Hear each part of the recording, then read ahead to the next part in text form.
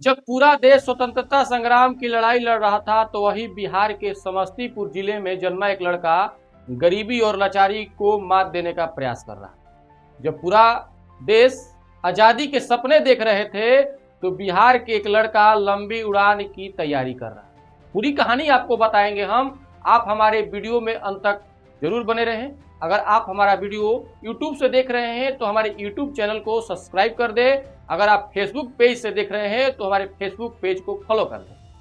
ये कहानी है उस शख्सियत के जिनके कुशल राजनीति और ईमानदारी ने बिहार के विकास में नई दिशा में ले जाने का काम किया। ये कहानी है जननायक कर्पूरी ठाकुर की, जो ईमानदारी के बदौलत बिहार में एक अपना अलग छाप छोड़े। ये कहानी उस ईमानदार व्यक्ति की है जो सरकारी खर्चे का कभी दुरुपयोग नहीं किया, जो मुख्यमंत्री होने के बावजूद भी कभी यह एहसास नहीं होने दिया कि हम बिहार के मुख्यमंत्री हैं, ना अपने परिवार को ना अपने समाज को। आखिर इतनी चर्चा होती है कर्पूरी ठाकुर के, विस्तार में बताते हैं कि कर्पूरी ठाकुर थे कौन। जननायक कर्पूरी ठाकुर का जन्म बिहार के समस्तीपुर जिले के पितौंजिया गांव में हुआ था। उनका जन्म 24 जनवरी 1924 को हुआ था। उनके पिता का नाम गोकुल ठाकुर था तो वही माता का नाम राम दुलारी देवी था। उनके पिता जाति और पेशे से नाई थे और पिछड़ी जाति होने के साथ साथ वो आर्थिक रूप से भी काफी पिछड़े थे। उनके पास संसाधन की कमी थी, उनके पास अर्थ की कमी थी, वो पैसे से तंगी रहते थे। उसके बावजूद कर्पूरी ठाकुर के शिक्षा के प्रति लगाव देख वो आगे की पढ़ाई उनको पूरा कराए। कर्पूरी ठाकुर बचपन से ही काफी मेधावी और मेहनती छात्र थे। उनकी मेहनत और शिक्षा के आगे गरीबी दम तोड़ती नजर आई, लाचारी उनसे पलड़ा झाड़ दी। वो इतने मेहनती थे कि अपनी शिक्षा उस गरीबी में रहने के बावजूद भी अपनी शिक्षा मेहनत पूरी परिश्रम और लगन लगाव से की।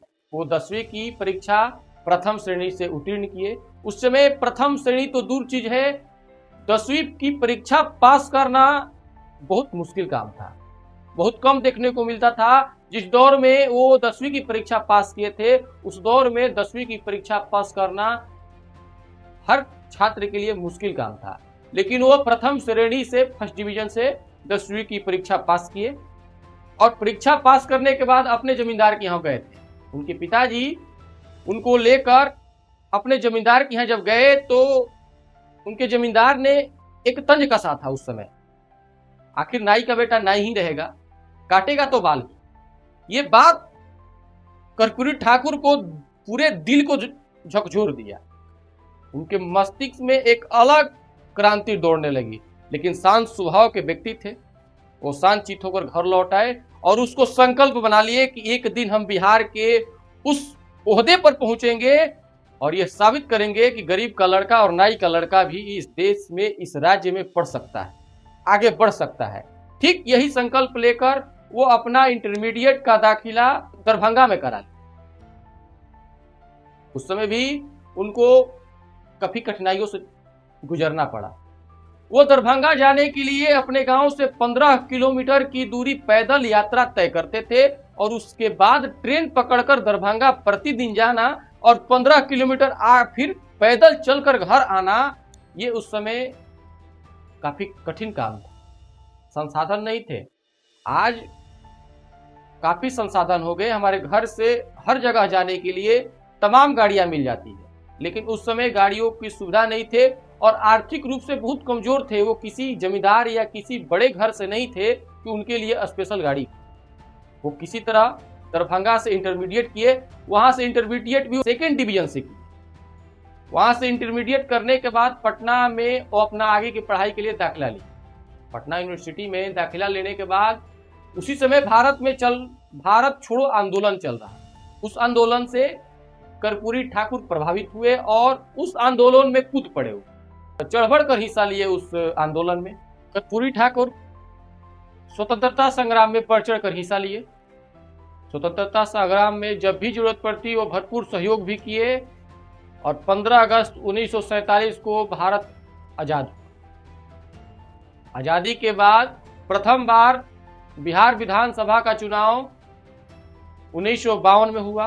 उस बिहार विधानसभा के चुनाव में कर्पूरी ठाकुर ने भी अपना नामांकन दाखिल किया और जनता की सहयोग से वो बिहार विधानसभा के सदस्य भी चुने गए। ईमानदारी और कुशल राजनीति, इसी बात से अंदाजा लगाया जा सकता है कि जब से वो चुनाव लड़ना शुरू किए अंतिम समय तक वो कभी चुनाव हारे नहीं। विधानसभा का चुनाव वो एक बार भी नहीं हारे। उनके कुशल राजनीति से सत्ता पक्ष के नेताओं ने 2 बार उनको मुख्यमंत्री का पद भी ग्रहण कराया। वो 2 बार मुख्यमंत्री बने। उनका कार्यशैली काफी अलग था, उनके रहने का तरीका काफी अलग था।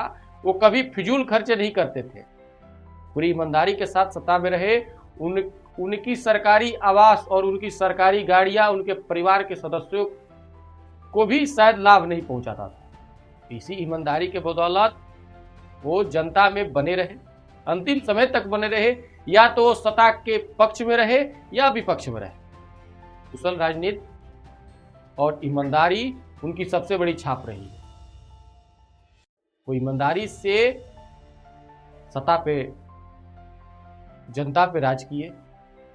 कर्पूरी ठाकुर आर्थिक रूप से पिछड़े लोगों की राजनीति करते थे। उनका यह मानना था कि राज्य में काफी पिछड़े लोग जो हैं उनको समानता नहीं मिल पाता है। उनको समानता दिलाने के लिए वो हक की लड़ाई लड़ रहे थे। उनकी कलम से कई ऐसे अहम फैसले हुए जो बिहार के शिक्षा में कई क्रांति लाई।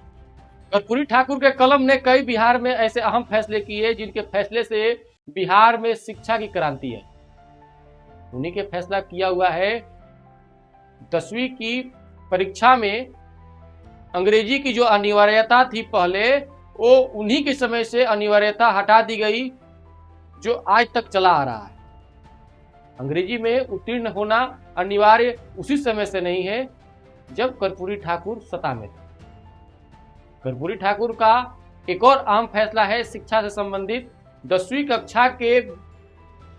कक्षा तक के विद्यार्थियों को मुफ्त में शिक्षा देना, ये उन्हीं का फैसला था जो आज तक वो भी चला आ रहा है।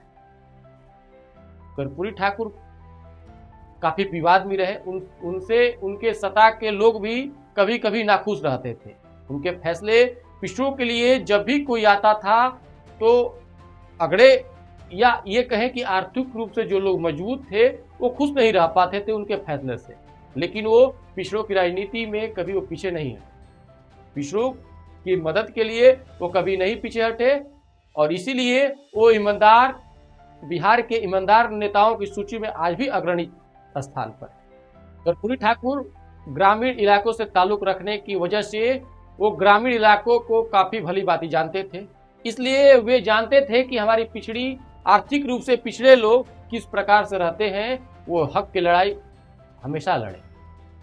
अंततः उनकी मृत्यु 17 फरवरी 1988 ईस्वी को दिल का दौरा पड़ने से हो गई। मरणोपरांत उन्हें देश के सर्वोच्च सम्मान भारत रत्न से भी नवाजा गया है। उनको भारत रत्न भी दिया गया है। उनकी जीवन जो है वो काफी संघर्षपूर्ण जीवन है। वो अपने मेहनत, परिश्रम और लगन लगाव से वो आगे बढ़े हैं।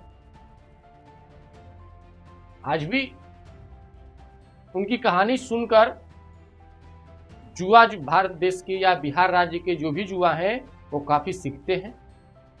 उनका जीवन यही रहा।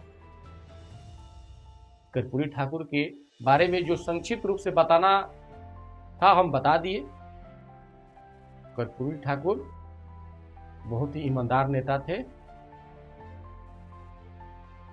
इन्हीं कहानी के साथ विदा लेता हूं। तब तक के लिए धन्यवाद।